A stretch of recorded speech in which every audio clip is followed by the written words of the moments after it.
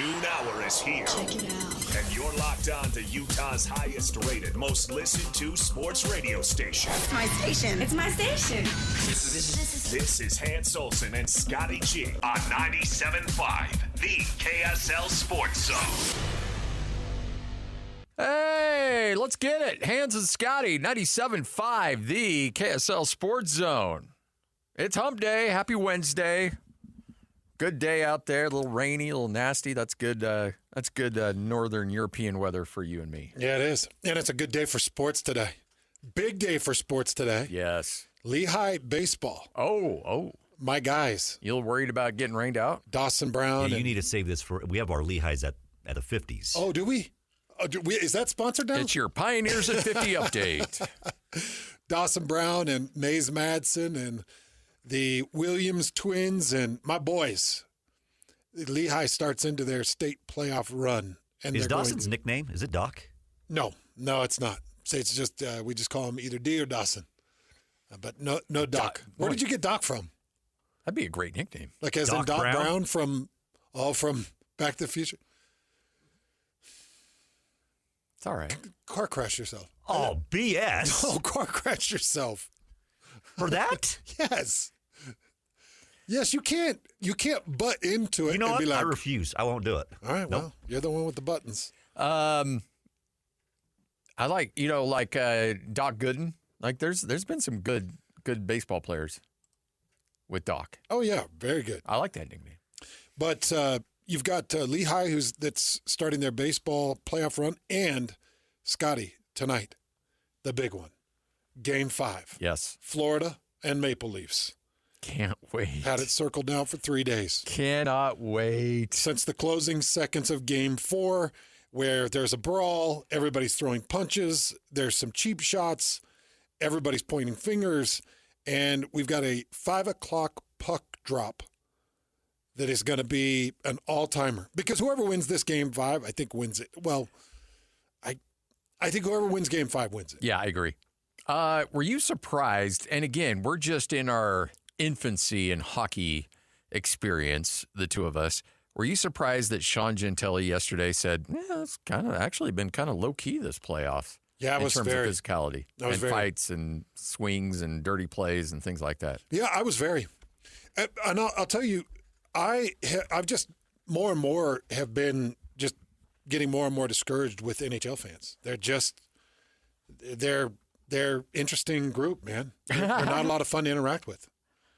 I'm not saying the new Mammoth fans or the new Utah hockey fans. Like the people that are just getting in the NHL, this is fun to get into it together. But, man, there's a lot of jerks out there that are they're just no fun to interact with. It's a different crowd. It's not like football. It's not like soccer either. Soccer's a little bit more snooty. These people are a little bit more aggressive. Yeah, they're just aggressive. Soccer is like, oh, I can't even believe it. How dare you insult the beautiful game? It's nil. It's called a pitch. It's a kit. Like, it's the worst when you're trying to interact with them. Yeah. But NHL fans, and again, not our Mammoth fans or not our Utah Hockey Club fans here in the state of Utah, because they're all new. Yeah, we're all figuring this thing out. We're all watching the NHL postseason right now, kind of bright-eyed and bushy-tailed, and it's all intriguing because we're seeing things that we'd never seen before because you don't get that level of involvement. But now I'm watching like, okay, what does the Mammoth need to do in order to win a cup?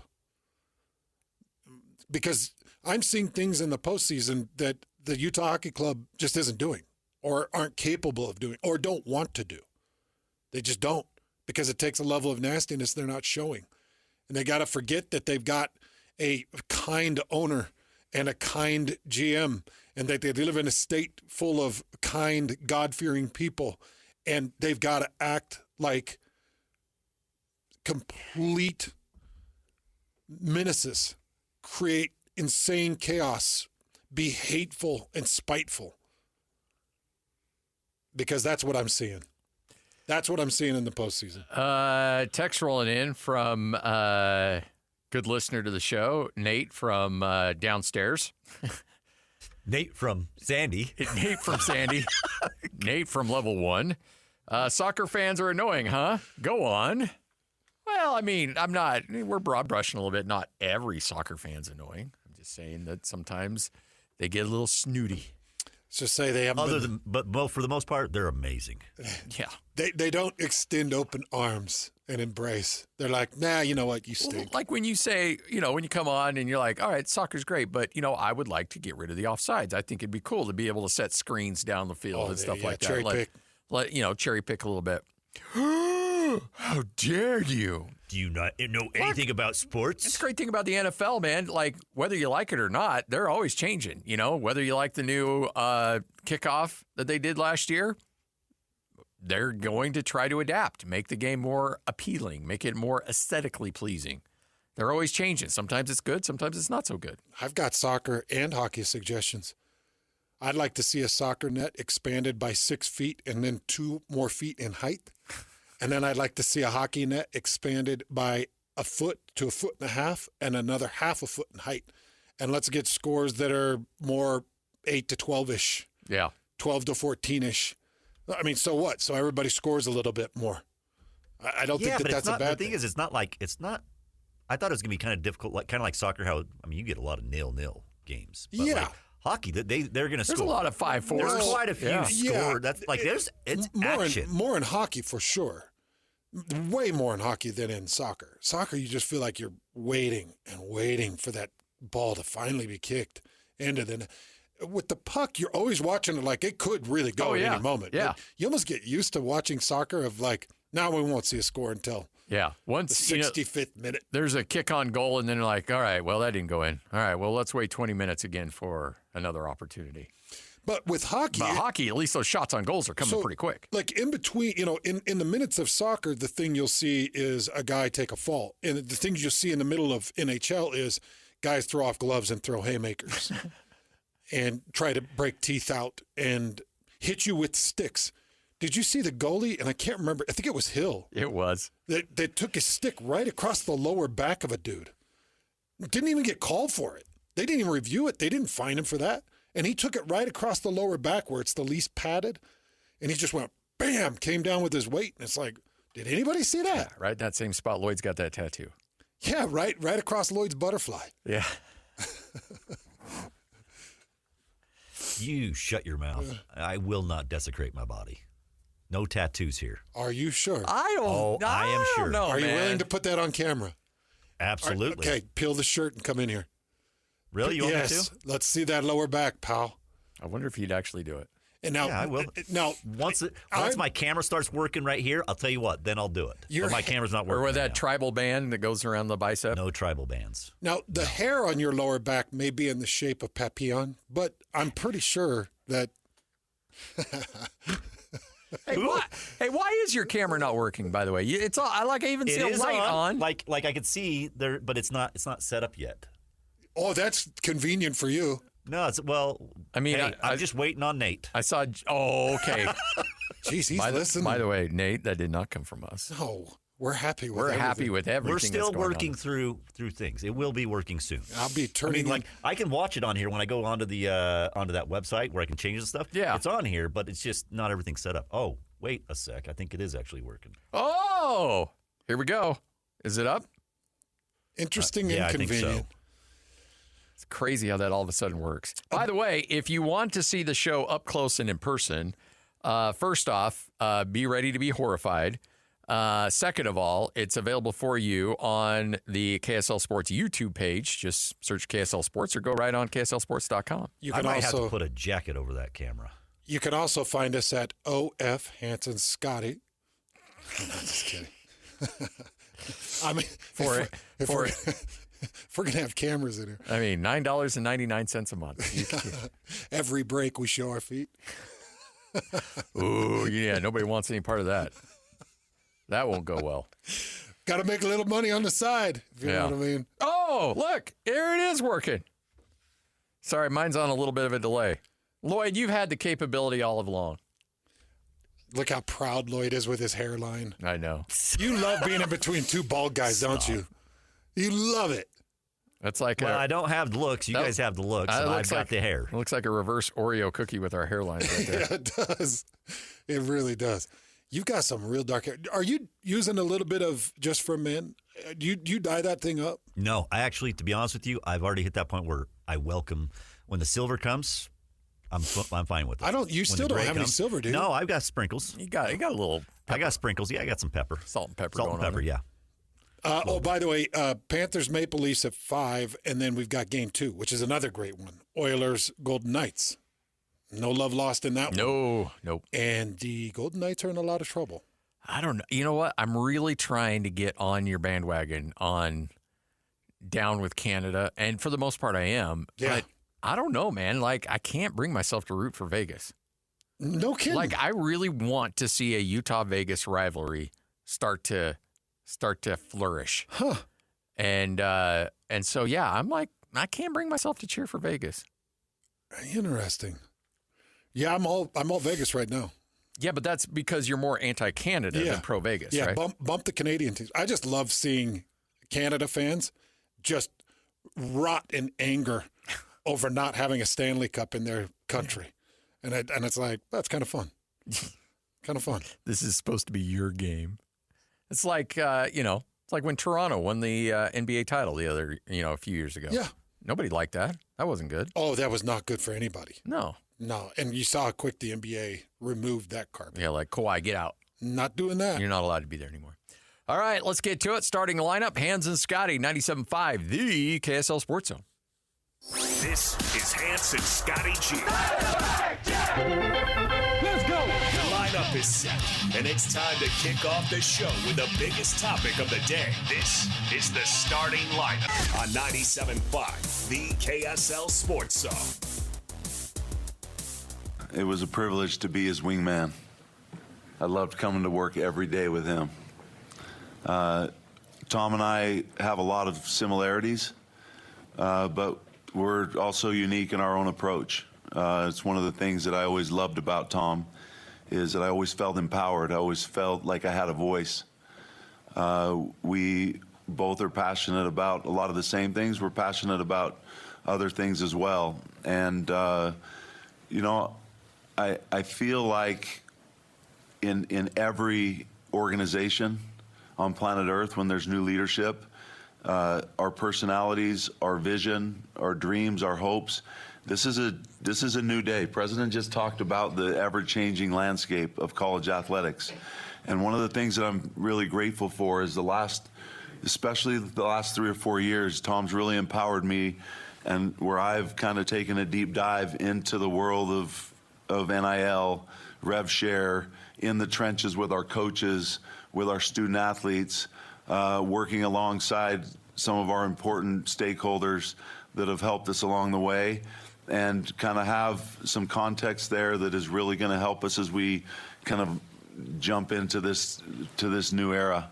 And I think that the one thing that I'll do is make sure and protect the great things that we've established together. And when I say we, I don't just mean Tom and me. All these coaches in the room, every member of our athletic department, we're united in this. And we've established some great positive momentum, maybe the best momentum that we've ever had in sports at BYU. And it's important for us to protect that, especially we have a department filled with excellence. We have administrators, we have coaches, we have support staff. Everybody's all in.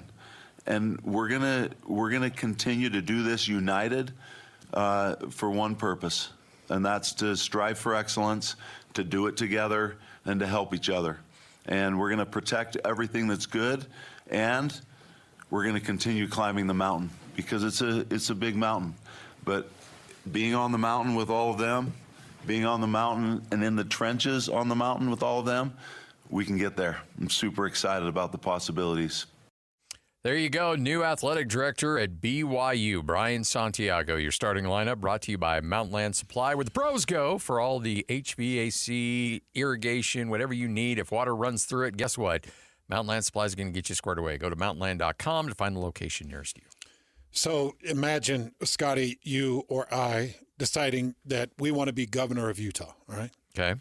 And we throw our names in the hat and we get selected. And the next thing you know, we're front and center. That's a really tough thing, man. It's really tough. What Brian Santiago, like this whole situation, it's tough because this is the biggest day of his life.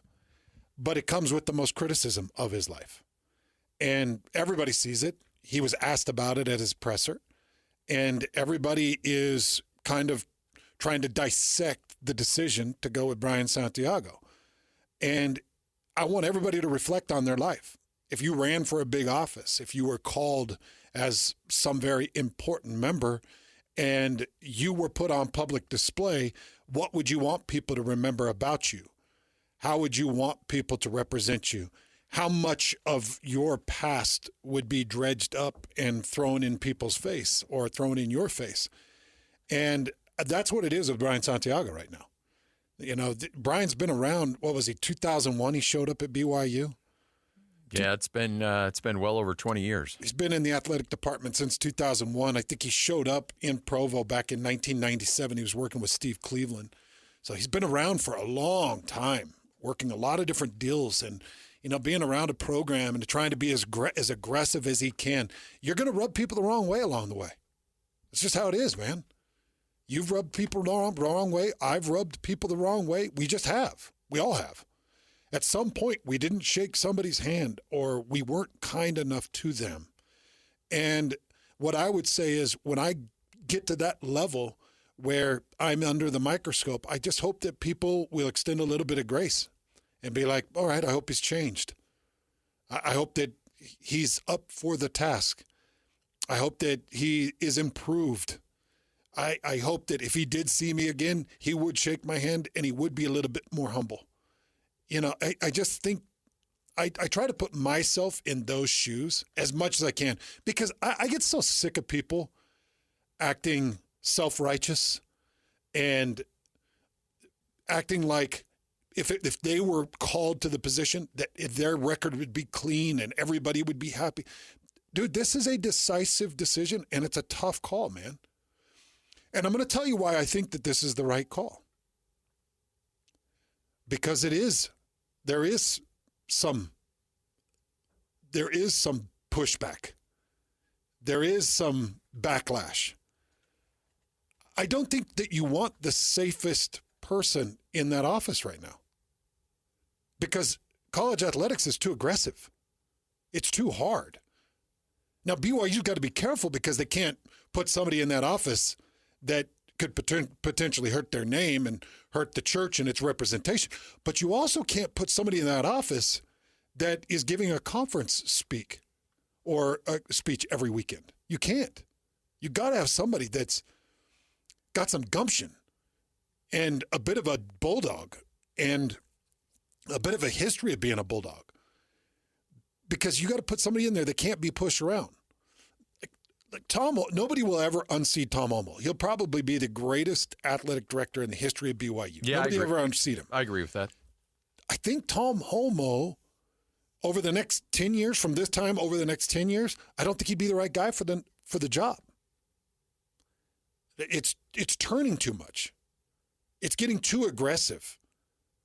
What Tom saw when he started the job to what Tom was seeing as he was exiting the job, I'm sure it turned his stomach. Brian has been watching this, and I think Brian's like, no, I totally get it. And if this becomes a money game, let me be the guy. I'll go get the money. If this becomes a money game and we're talking about needing all kinds of funding, let me be the funding. Let me back this. And I think if the decision came with zero pushback, with all happy and good feelings, I think that would indicate that you took the person that was the most safe. I don't know if the most safe is right now. I think the most aggressive is right now. Full disclosure, I knew Tom pretty well, not as well as you knew him, obviously. I have got a very, very limited personal interaction with Brian Santiago. And so I cannot comment one way or another. I've never had any bad experiences with him. I haven't had any good experiences. Like, we've said hi a couple times, shook hands a couple times, but that's it. I knew Tom really well when I was down there doing a softball game. Tom and I had a really great conversation. And, you know, the coaches and a lot of people down there I know and respect really well. When it comes to Brian, I don't have a real lengthy relationship with him. But I will say, if I'm a president of a university and I'm making a hire in this landscape of college athletics where things are so crazy and topsy-turvy, there's a couple things that I want to look at. Number one is continuity. What BYU has got going right now is working for them. Okay? They've gotten themselves into the Big 12.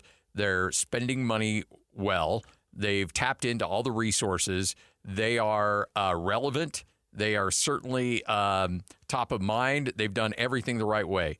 So with that in mind, why would you try to buck the trend? Why would you try to change things when things are already going fairly well for your organization?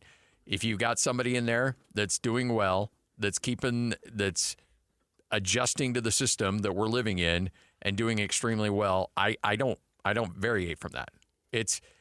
And when I say safe, I'm not saying that you're wrong. I think that's a smart, safe to keep the path going or keep the ship going on the path it's on right now. Now, granted, he's not the safe hire. Has he ticked some people off? Well, according to social media, apparently he has. Yeah.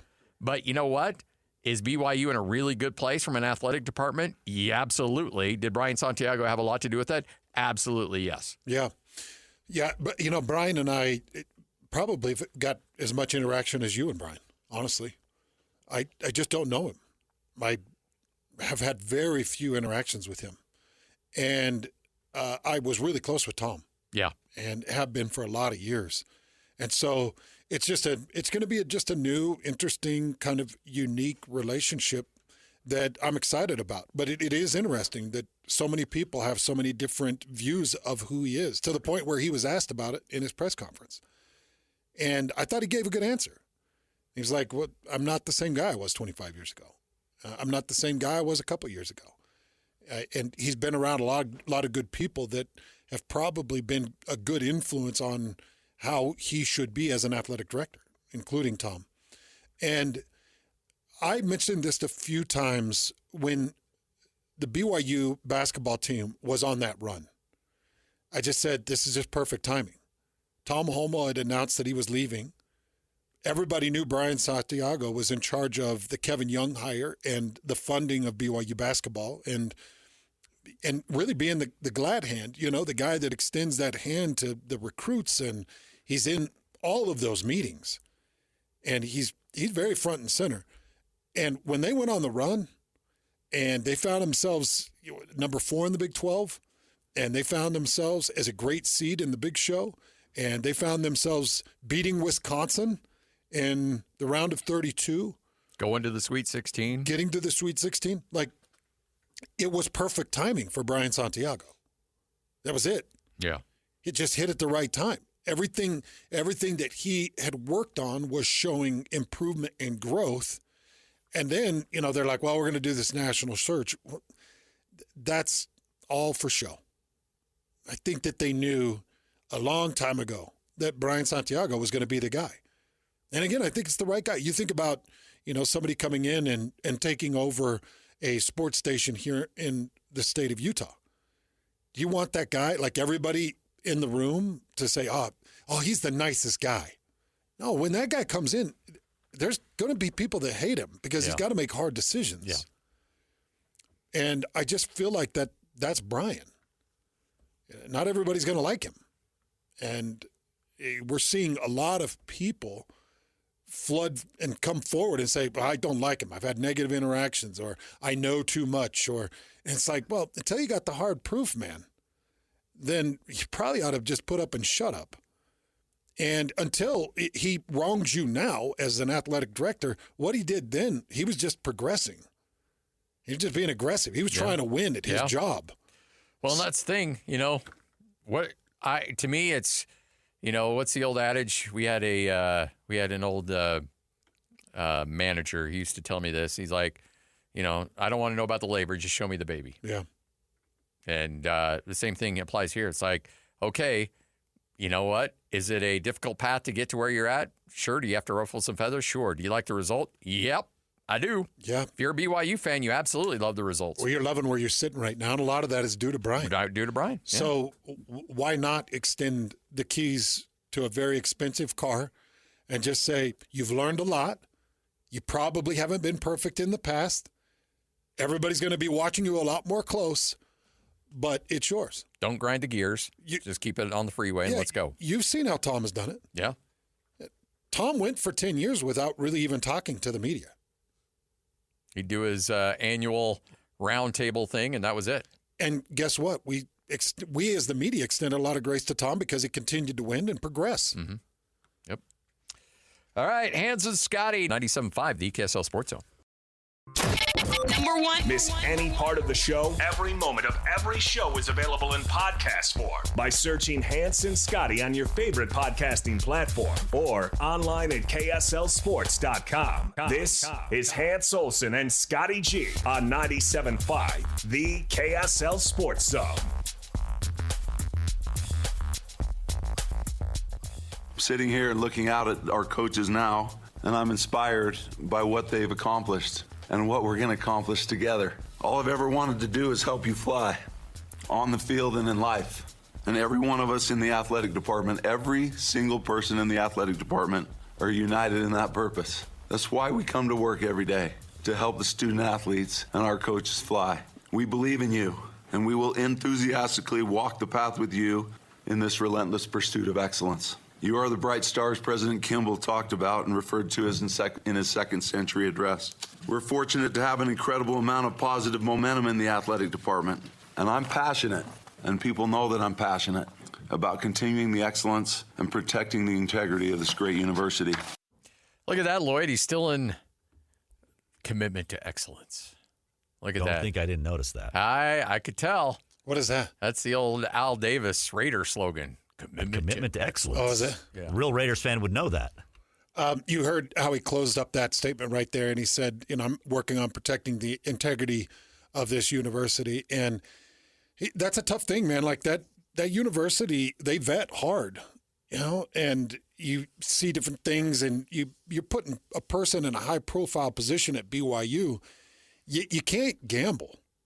You can't roll the dice. You can't have open-ended issues.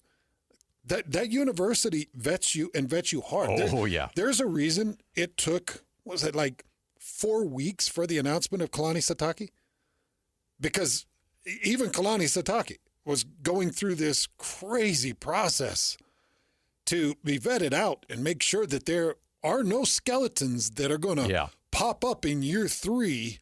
And the next thing you know, we've got this massive national controversy on our hands. And now everybody's like, well, the church has to get rid of sports because sports is destroying the church's good name. And you're just, it's unified. Yeah, and it's tough, and you have to vet. You cannot mess around with that. And frankly, I think, I mean, I don't have any sources on this. Trust me on this one.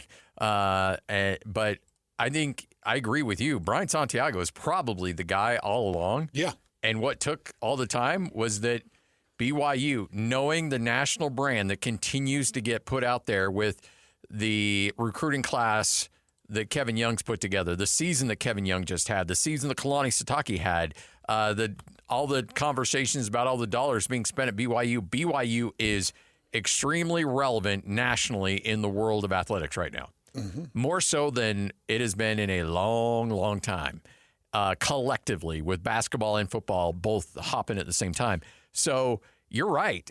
BYU, because of the honor code and because of the religious aspect, gets put on a higher pedestal than everybody else. So if it finds out that somebody's got some skeletons in that closet or they've got some issues and those bodies are buried and it can create problems, they want to know about it. Yeah, because they do not. If there's one thing that we've known, and we know from covering BYU for a long time, they get real grumpy when they get put in a bad light. Oh, man, they do. This goes back to February 11th, 2025. Tom Homo announces he's leaving. So that's 3 months and 3 days. 3 months and 3 days that we've known that Tom Homo is going to be vacating that position. That's a long time. And to your point, you knew. I knew. Yeah. We all kind of knew. The only other name that was really in the running was Chad Lewis. Yeah. And, I don't know. I think Chad is going to continue to be the centerpiece of football. personally. I think Brian Santiago will continue his love and passion for the basketball side of things, obviously reign over the entire department, be responsible for hires, but I still think Chad Lewis is going to play a major role in the continued development of BYU football. That's what I think. I don't have insight into that, but that would be my guess. Outside of that, I do think that they took 3 months and they separated each piece of hair on the head and said, all right, what's between these hairs and these hairs and these hairs? Oh, you didn't speak kindly to this person? Let's go talk to that person. Well, okay. What? Oh, you ran a stoplight and double-barreled a person in a. By the way, I'm just saying. You just find these stupid little things, and when it all boils down to it, you sit across the table and you're like, all right, well, you've ticked a lot of people off, but you're also winning a lot. You've ticked a lot of people off, but you're also bringing in a lot of money. You've ticked a lot of people off, but you got the right people in your corner. You've ticked a lot of people off, but we think that you're going to continue to be the winning ingredient of this department. Yeah. Did you break any laws? No. Have you gotten sideways with the NCAA? Well, there's the situation with the Emory kid from back in the day. Okay, what was your involvement in that? How did you handle it? That's a closed case. That's a closed case, all right? And so you go through all of those different things, and you realize, okay, what's the big knock on him? Well, apparently some people don't like him personally. Okay, well, we can live with that. He's abrasive. He didn't treat me well. He didn't shake my hand. He wasn't kind enough. That is not a reason to not hire somebody. No. It's not. And I personally, when I'm looking at athletic director hires in the state, I look for the man that can win. And if they go and win, you can swallow your pride. If they go and win, you don't need a handshake. You can hug your family and you've got your friends. If they go and win, you don't need it. If he's winning and doing it without breaking laws, because I do think that we're going to get more governance as we progress into the new landscape of college sports. There's going to be more governance. Yeah. Right, Scotty? I think the SEC when and Big Ten eventually are going to own the governance. First thing, this House settlement's going to come down, and then it's going to there's going to be a spin-off into a super conference, and there's going to be regulations. What we're seeing right now is, I think, the height of it, and it's going to come back down. And it's going to come back down, and so you're going to have more guardrails that you have to live and exist and play the game in, and he's going to have to do that, and he will. Because he knows what's on the line. I mean, there's a higher reputation than his own. When an athletic director messes up, it's not Santiago on the back of that jersey. It's BYU, right? Yeah. Yep. Especially when it comes to BYU. Everybody's looking for a chance to bring that house down. They want to be able to point at it and say, bunch of self-righteous, hypocritical, that's what they are. And so you have to be really strict and by the game when you're residing in that office. And it's going to come with some controversy. And I'm fine with that. Absolutely fine with it. Do you win? Do you do a good job? Do you work hard? Do you have the right connections? Do you have the right funding? That's what's important. Well, I had You've gone through, 2 of these? Yeah. Through the last couple of years in Logan? Oh, yeah. Yeah, and it just because was John the first one? Yeah, well, John Hartwell was there, and then when you started, when I started doing the play-by-play, it was John Hartwell, but he had just barely taken over for Scott Barnes, and then John Hartwell walked away, and then it was Jerry Bovee holding it down for about a year as an interim, and then now Diana Sabo. But I had so you've dealt with 4. Yeah. So in regards to former managers that I referenced earlier, he also had another saying. When you're looking at radio hosts, there's 3 things that I want out of a radio host. He said, I want them to provide a great show that delivers good ratings. That's number 1. Number 2, they've got to be able to generate revenue. And number 3, they need to be a good person. Show up on time, be reliable, treat people well. He goes, but here's the thing. I need them to be great at 2 out of those 3. So you can treat people maybe not so great, But if you're generating revenue and putting good shows together and getting good ratings, we can work with that other part. If you're treating people really well and generating revenue, but your ratings aren't great, okay, you're still generating revenue and people like you around the office. We can work with that, But I need 2 out of the 3. You have to hit on 2 out of the 3. Well, right now, Brian Santiago, they're winning. He's generating a lot of revenue. And again, it makes it sound like this is facts. I don't know. I don't know Brian. I don't either. I don't really know him that well. Yeah. I will say every time I've shook his hand and said hi to him, he's treated me well. Yeah. But it's been maybe a handful of times that I've had those interactions with him. Tom was different. Tom wanted to go out of his way to talk to you. Like I was calling a softball game down there, as I mentioned. And Tom came in the booth and sat down, and we talked about the cruise that they just went on and all the other stuff going on in collegiate. And he just sat there and just wanted to chat. I don't know if Brian's that kind of guy, but guess what? He doesn't have to be that kind of guy. No, he doesn't have to be that kind of guy.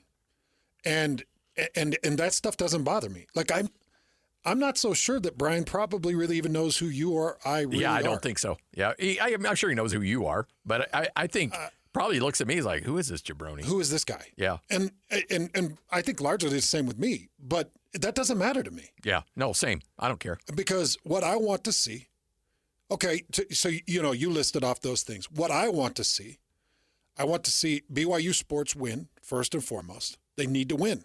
They got to win. In order to win, they got to have the money. That's very important. And then the third part of that would be you have to represent the name of the church. Yeah. Yep. And I don't know if in this situation you can win in 2 of the 3 or only do 2 of the 3. You got to knock 3 out of 3. I think in this situation, he's going to have to do all 3. Yeah, you're right. And I think he's more than capable. I really do. I think he's more than capable. I think the things that push him into anger or anything that you've seen online or any of the other discussion, I think he's just overly competitive. And I think he's been trying to carve his way because he's not a BYU guy. No, Fresno State guy. He's a Fresno State guy. He's not a BYU guy. Now, he's been around BYU since the late 90s and was in the department since like 2001. So he, that long, you are a BYU guy. But he's not a BYU alumni. No. And so I think a lot of people are trying to drill holes that way, too. Like, well, yeah, but Tom Homo, he was to the core. Chad Lewis is to the core. Look, I can tell you, Brian is crazy about Provo, crazy about BYU. Yeah. But more importantly, crazy about winning in all aspects. That dude. Hey, by the way, you have more insight into this than maybe even I do. I'm talking about that first appeal to the Big 12, 6 years, 7 years ago. Yeah, he ran that. He ran that. Yeah. With Steve Starks. And Don Sterling. Yeah. Those 3 kind of didn't he head the monster? And those two helped out. But I remember Don telling us at the time, like, Brian knocked it out of the park. Now, Big 12 decided not to expand to anybody at that time, but apparently it was Brian who put the whole thing together. Well, and by the way, I have heard from multiple people that first pill that was given to the Big 12 carried for 6 years. So when they went to expand, it was like, man, that was crazy. Yeah, I've forgotten all about that. And he headed that monster up. Yeah.